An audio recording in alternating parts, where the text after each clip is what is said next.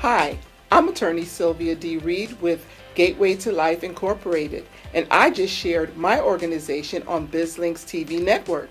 Learn more about resources available to protect the lives of women, children, and the elderly coming up on my episode of That's My Biz on bizlinks.tv.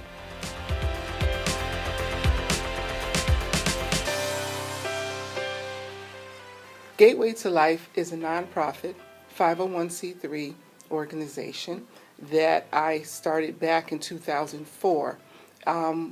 Right now, what we're doing is focusing on domestic violence victims. And what we're building is an underground railroad for domestic violence victims, especially of authoritative figures, just especially for women, children, and the elderly.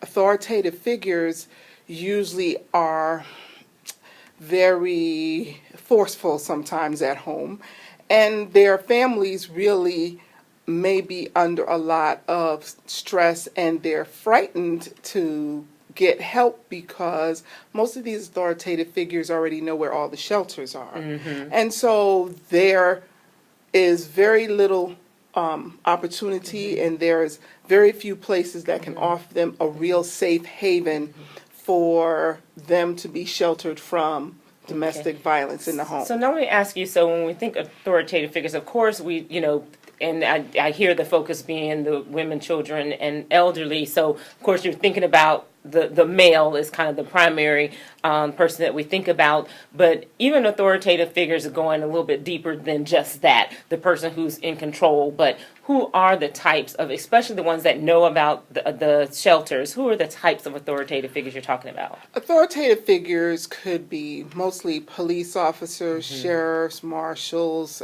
people who are in the public eye. You have senators, state representatives, you also have pastors and deacons and people like that. Those are the people whose families really may be under some type of abusive situation and really feel that they have no place else to go. Right. And a lot of times, because you're thinking about, most of the time, these are people that the general public sees as protectors, so you don't necessarily think of them as being someone that someone has, especially in their household, has to be protected from. That's right. And they can be, and some of them tend to be worse abusers than others because they have a lot of stress going on, and they have the public eye that they're in, and they need to look good at all times, and something may not have gone right, and they tend to not know how to control some of their anger issues. And so these are some of the people that really feel that they don't have any place to go because they're threatened more than anyone else. Okay. And then, of course, because the people they would go to may be the people who are under the authority of that same person, right? Absolutely.